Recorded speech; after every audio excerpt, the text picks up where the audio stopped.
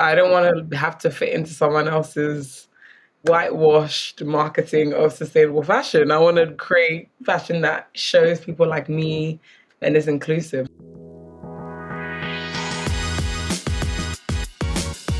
Hello and welcome back to 40-Minute Mentor. I really hope you enjoyed last week's Black History Month feature with Samuel Tholley, founder of Hidden Pages. If you haven't caught up yet, I really would recommend you add it to your playlist for this week. Today, Samuel's back with another feature episode, and this week he's joined by Rosette Ale, the founder of Revival, a London-based fashion label centered on sustainability and specializing in the repurposing of textile waste. So, for the final time this month, but certainly not the last time on this podcast, please sit back and enjoy Samuel's takeover of 40-Minute Mentor.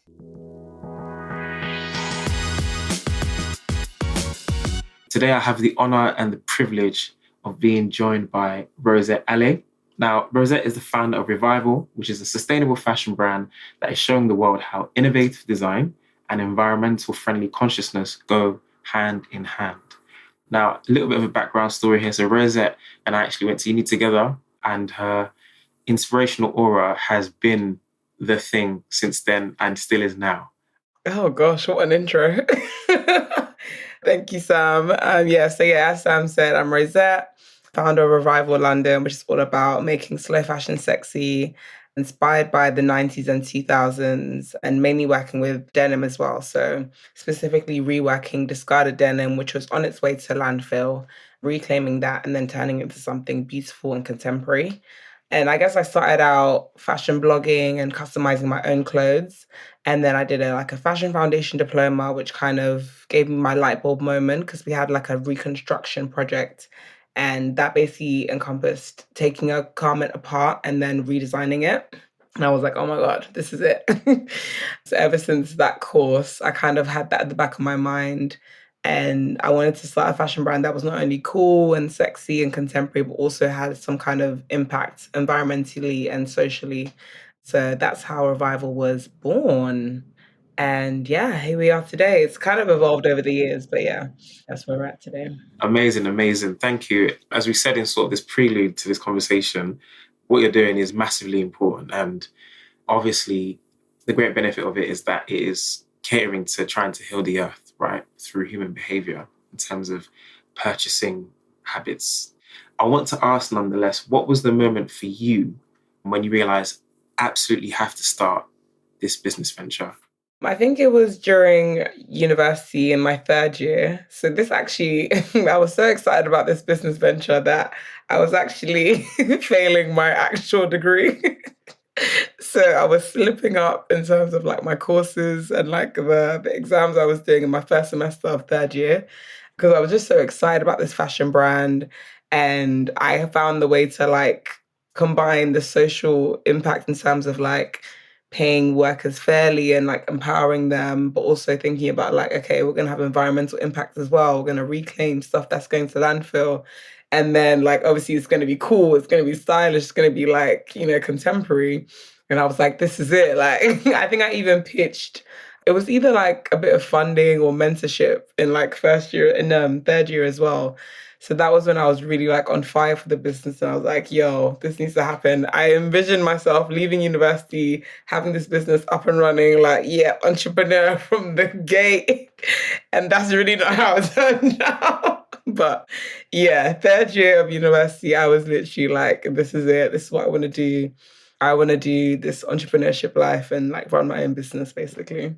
Amazing. And what I love as well about the inception of, I guess, the inspiration was that it came at a time when, yes, you were thinking about what next, but also when the revelation hit you about how much of a positive impact this could have on literally the planet, on literally the world. And it's almost like the logistical and the more emotive and passionate parts of your brain had agreed on something. We're like, yeah, you know what, this is it. It's time. It's time for this. And that's absolutely beautiful to hear. So yeah, thank you for bringing Revival to the forefront. What were some of the challenges that you faced when you came into the industry, and specifically the fashion industry as well? I think the first thing is obviously like financial struggles. So in terms of like buying materials, buying a sewing machine, just yeah, getting up and running. I think that was the first hurdle. I was like, okay, cool. I need to obviously have some money in the bank to fund this. So actually, when I started out, I was putting money into my business account and it wasn't making me any money, obviously. So I was kind of just self-funding it from my day job and like full-time jobs that I was doing alongside. So that was like the first thing. But I think the way in which I tried to get around that was as a fashion blogger, I had so many clothes. I had loads of jeans, I had loads of like old t-shirts and stuff like that. So I was like, why don't I just start using stuff that I already own and redesigning that rather than going out and buying materials, and also looking in charity shops as well as an alternative, of course, secondhand that's more sustainable than buying like a roll of fabric, for example. So it was obviously financially difficult, but it also led me more down like a sustainable path as well. And I think also in terms of me not studying a fashion degree, I think it didn't set me back like massively, but I think it would have definitely helped me in terms of, my course mates being people who are now in industry and things like that. That would have been a great place to network. And of course, tutors and potential mentors that you could find within university and that kind of institution would have been really, really helpful along the way. But yeah, YouTube is an amazing resource. Like you can learn how to do anything on YouTube. So that was my go-to. That was my university degree, my fashion degree, basically. Been doing like short courses as well, really helped me to upskill. So I kind of found my way around these kind of hurdles and just tried to figure it out along the way. Amazing. And what's really inspiring to hear is, again, that self-sufficient attitude that you had to tackling what was seemingly quite a big task at first. But you were like, again, I'm so passionate about this. And that's an important thing, actually. When you work from a place of passion, your well never runs dry. You'll always find a way to make things work. And that sort of self-sufficiency is something that I think a lot of our listeners will, and proactiveness, something that a lot of our listeners will appreciate hearing and being reminded about, because you're going to get help from here, there, and everywhere. But most of your progress comes from your own volition, what you put in. Speaking of those challenges as well, so obviously here at the 40-Minute Mentor podcast, we're particularly interested in that role of mentorship and whether you're a mentor or a mentee, how that has shaped your journey in some way. So did you have a mentor, or do you currently have a mentor as we speak? And if so, what are some of the key things that you learned from that mentor? Yeah, so I had a mentor. I only had a mentor last year, like officially. No, not last year, the year before, 2021. So that was actually alongside when I was running a crowdfunding campaign for the brand. So raising money to set up the sustainable supply chain and run our first production run.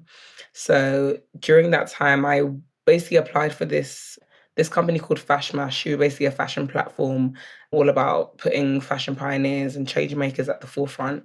I applied for this scheme that they had going on for like a 6-month mentorship, and I actually got through. So I won the mentorship and had a mentor who was at the time he was at L'Oreal. He was I think he was digital marketing, head of digital marketing at L'Oreal, and it tied in perfectly with my crowdfunding campaign. So yeah, he basically taught me like to. I think the main things he taught me was to be more like bold and clear about what Revival stands for. So I think I was very like watered down and not as punchy in terms of my brand kind of marketing, I guess. So he would tell me to like shout about, specific things that I want to share with my community. So for example, working with female makers and empowering them, like shout about that. Don't just write it as like a one-liner in the brand story, like really talk about that. Talking about, the impact that I'm having, how many genes I've rescued, like shouting about all that information rather than just like glossing over it and not highlighting it in terms of like marketing copy and social media and sharing that with the community. So he was definitely encouraging me to be a lot more bold in how I present information and how I share with our community and how I market the products as well. So that was the main thing he taught me. And I think obviously just him being American as well. I feel like Americans have a different energy. Like he just was so enthusiastic that it just rubbed off on me. And he was like, you need to be shameless, like talk to people, reach out, put your brand out there. Like you want to make Revival famous. It's not about being shy and being like, oh no, I don't want to put myself out there. Like shout about your brand, be bold, talk about it, and like tell the whole world about this brand basically. I think that was like the first thing that he probably said to me on like our first like initial call. Those are the main things that I've learned from him. So yeah, as a mentor, myself. So I actually did a short mentoring scheme with University of Nottingham, so our uni, with some Black students, and we had like 3 sessions, and that was like kind of things that I was sharing with them, like be bold, like don't shy away, shout about your successes, like when you're networking as well, when you're speaking to people, really describe what you do and what you can bring to the table. Don't be too humble to the point where you play down all your all your accolades, basically. Love that. Love that. Especially because your fashion sense is quite bold and you're not afraid to explore. You're not afraid to stand out. So your personal brand, and again, we've known each other for some time, and I think I'm qualified to say this. It's unique, it's innovative, it's forward thinking, it's inspiring. It inspires others to be like, oh yeah, actually, maybe I could juxtapose these seemingly two different items together and actually they work. So it's so interesting to hear that your mentor was guiding you to bring that boldness that you have in your personal brand, transfer that into how you market your business. And you're so right. I think some of the wisdoms that we forget with regards to interviewing or networking, which is those are the times where you don't have to worry about being too humble or being too shy, etc., because people want to know what you can bring to the table. Therefore, it's almost inescapable that you're going to have to toot your own horn a bit. And we know how the business world is. So much money is spent on marketing. And whether it's presented as a kind of a minimalist, simplistic way or more so a bombastic way, it's all very intentional. Regardless of the volume of the marketing, it's all intended to grab your attention. And the only way to do that is to kind of speak about yourself a bit. So it's so inspiring to hear and encouraging to many of our listeners as well to know that there are times where you don't have to be as meek as whatever. You to your own horn. People want to know why you're here, what you bring to the table, and they're excited to hear as well. In terms of the mentorship, mentor-mentee relationship that you have as well, how do you go about fostering a good mentor-mentee relationship? That is a great question. To be fair, I think in the UK it's a lot harder because there isn't like just mentors just available. Like, I don't know.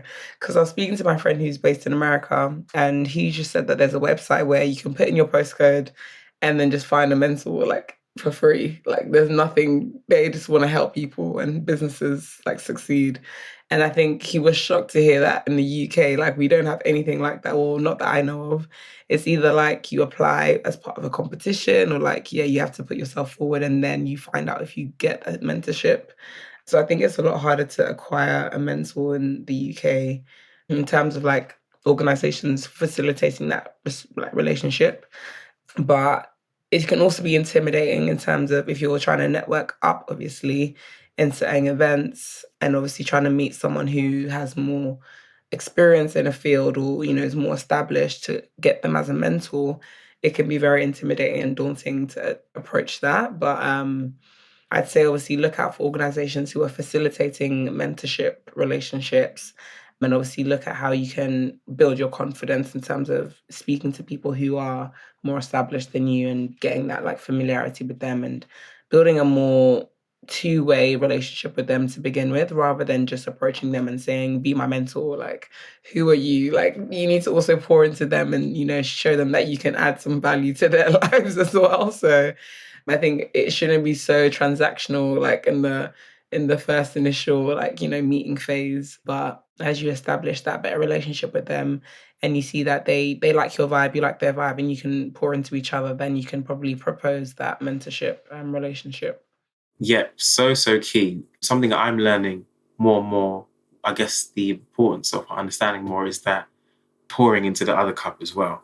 I think for a time, maybe just from personal experience, I had a naive view of what mentorship meant, and that was I received and someone gave.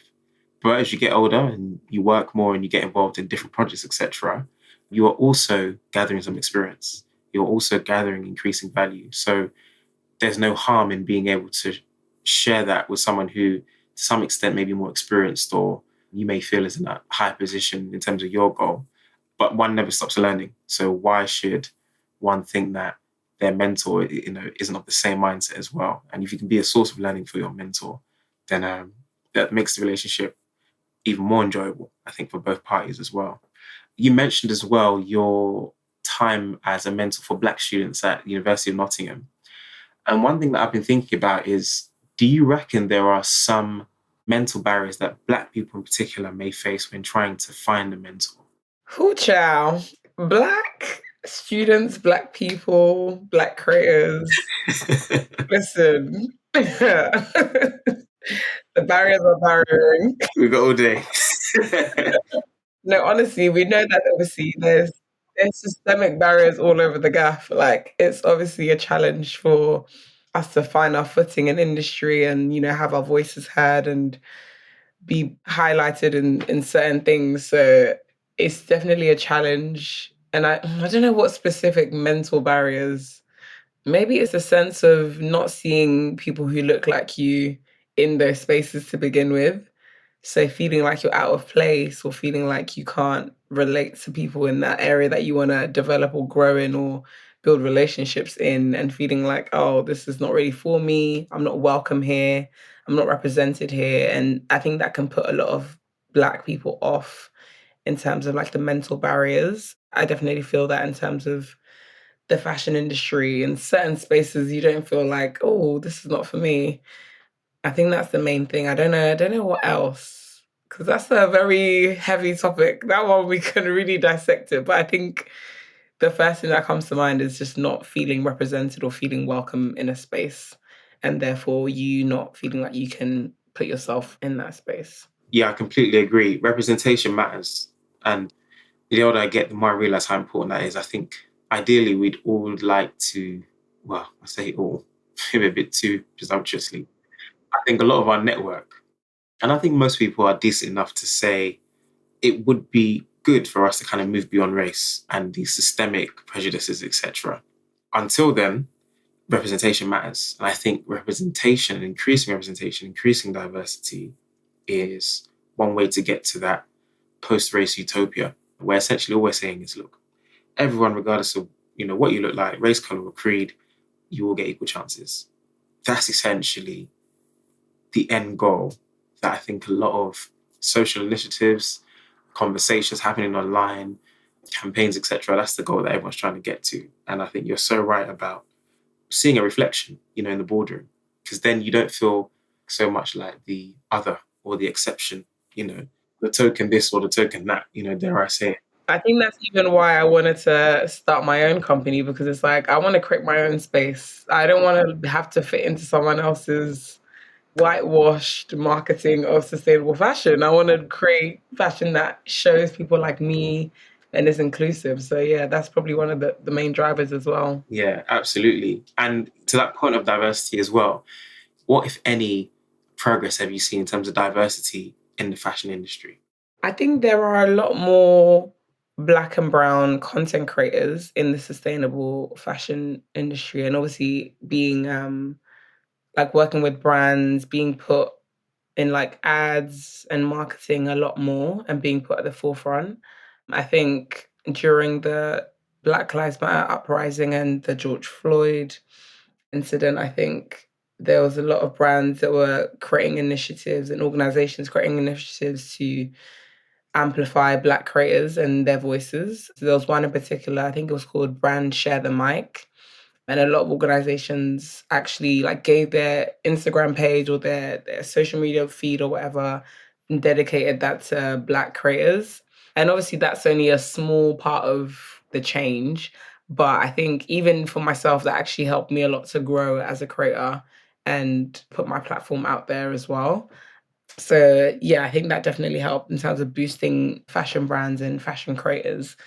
But I think in the marketing side of things, I think there's still a lot of work to be done. There's obviously key brands that are pushing inclusivity and diversity.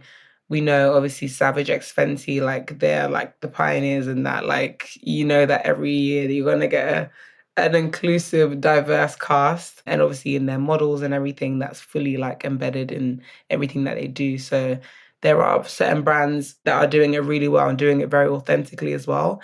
But I can see how the existing brands that haven't done that before are also trying to figure that out, because you can't just, I guess, wake up one day and then have loads of Black and brown models and plus size models, and because it's not going to come across as genuine and authentic. So I feel like they also need to do the work internally. They want to tick like every box like 10 times. Yeah, like they need to figure out a way to like do it in a way that's authentic and not just trying to tick box. I think brands are trying to be more diverse and inclusive, definitely in terms of their marketing anyway. But I think there's also work that needs to be done internally in terms of actually hiring Black staff, Black and brown staff, and inclusive staff.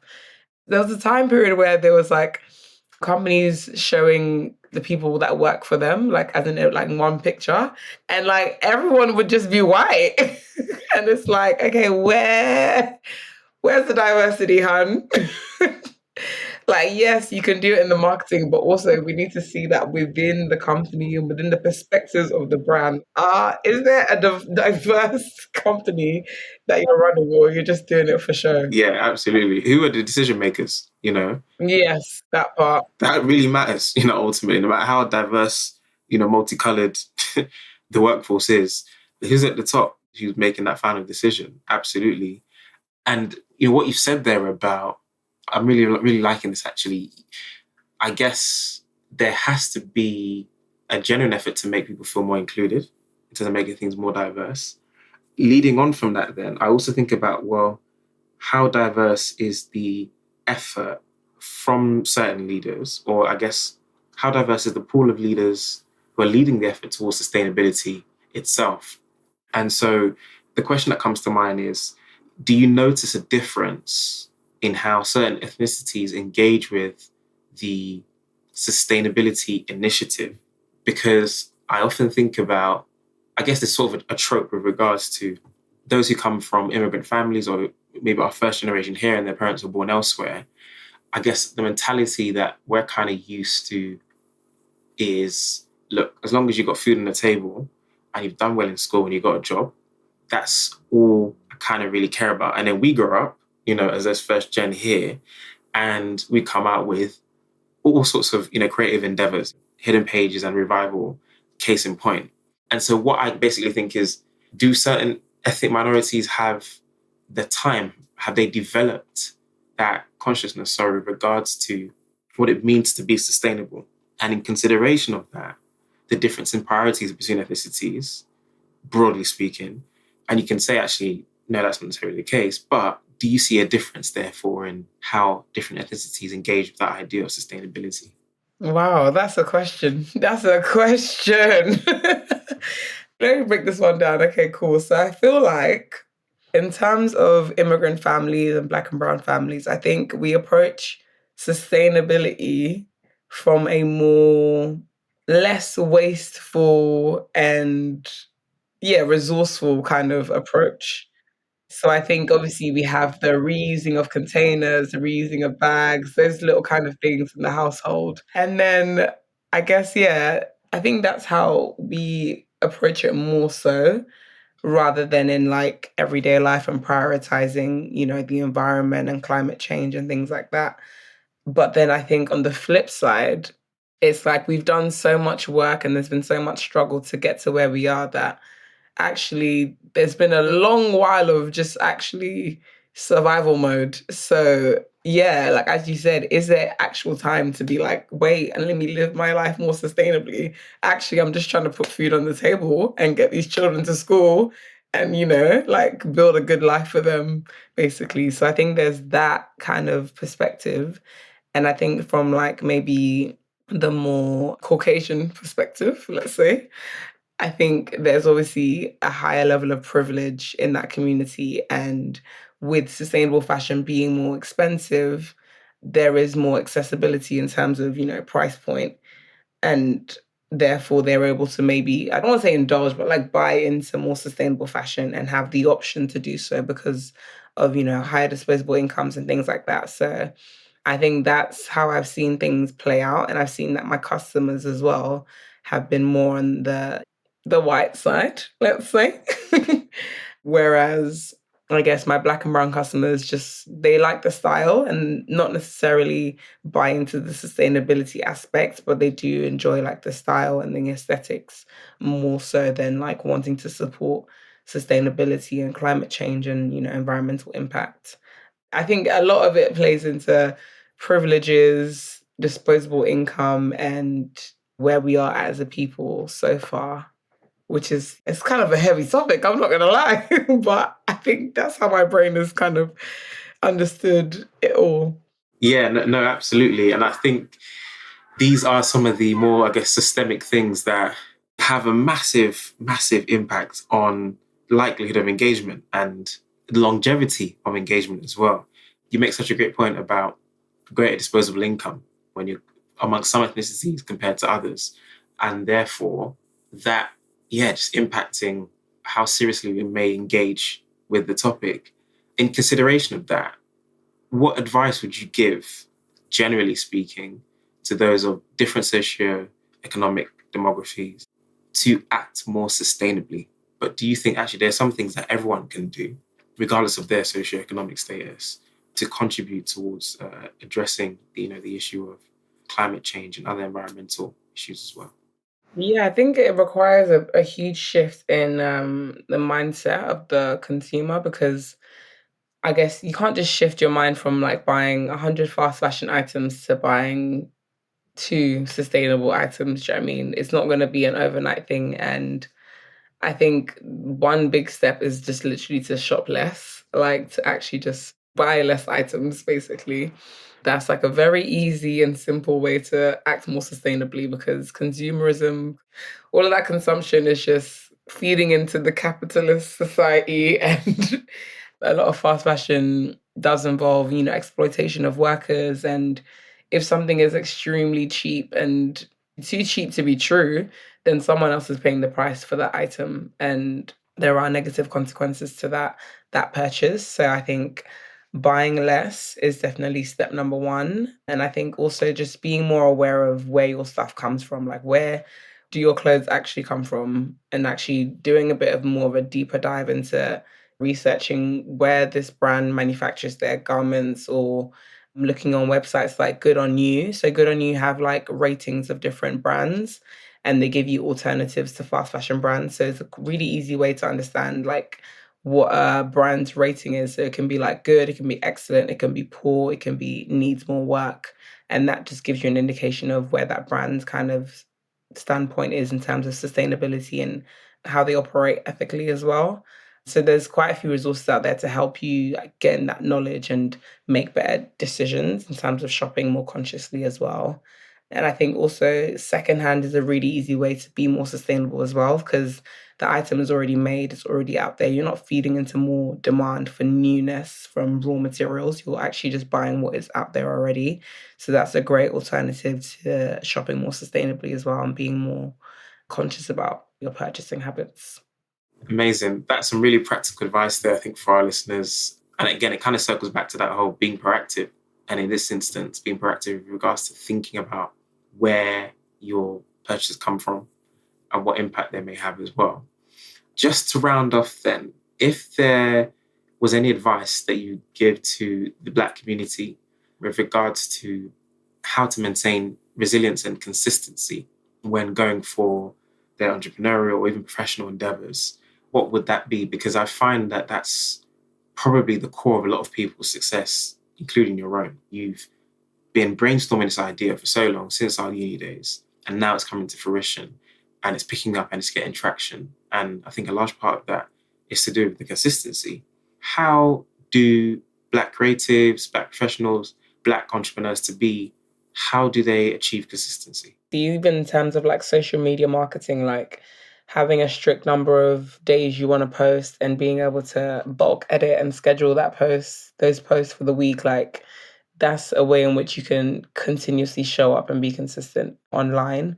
And in terms of like, I guess, general business, I think you just have to have this unwavering belief in yourself that this is going to work out. Like, I'm going to put in 110% effort. I'm going to do what needs to be done. I'm going to research and know exactly what I need to do and contact the right people, network like there's no tomorrow, do everything in your power to make your brand famous, to make your brand popular, to put your business out there basically and make it work. And yeah, I think resourcefulness is something that's really gotten me far in terms of building this business, because yeah, as a Black founder, there's low financial capital, but there's ways in which that I've been able to raise funding and get grants and basically pour into my brand without having that money upfront myself.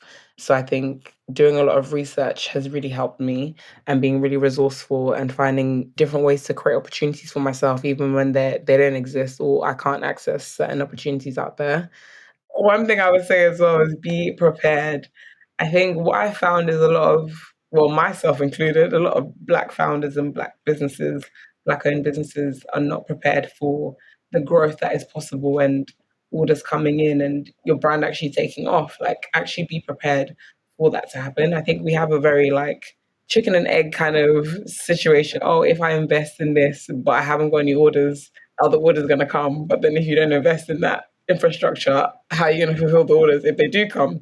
So I think that's been something that's I've been struggling with as well in my head of like, actually, I need to invest in my production, stop making the items myself, and actually get someone to help me, have a team who are actually, local makers who can do this while I'm actually working on other things like the vision and the mission and, finding new opportunities and letting go of that and investing, putting money into that so that, yes, when the orders do come, they're not here right now, but when they do come, I will have the infrastructure and the things in place to fulfill those orders and not have issues actually fulfilling customer orders and things like that. So, yeah, be prepared for what is to come and actually be positive and know that actually this is going to work out, and just continuously believe in yourself day in, day out.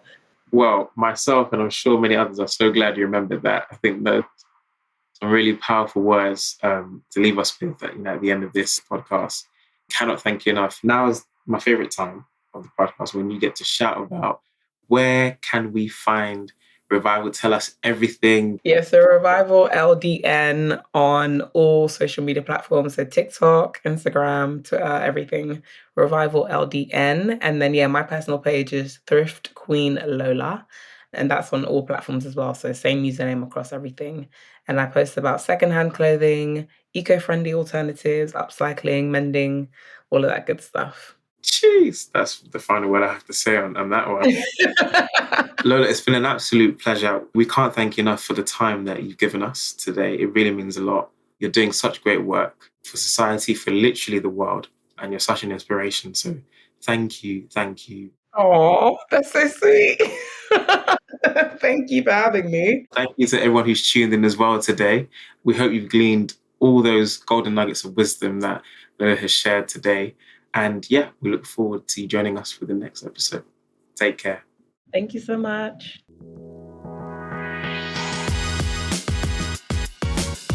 Thank you so much for tuning into today's episode. If you're enjoying this series of 40 Minute Mentors so far, then please do consider subscribing and leaving us a review on ratethispodcast.com/40mm. It really does help us spread the word and help make business mentorship even more accessible. That's all again from us today, but please make sure you tune in again next week for more pocket-sized mentorship.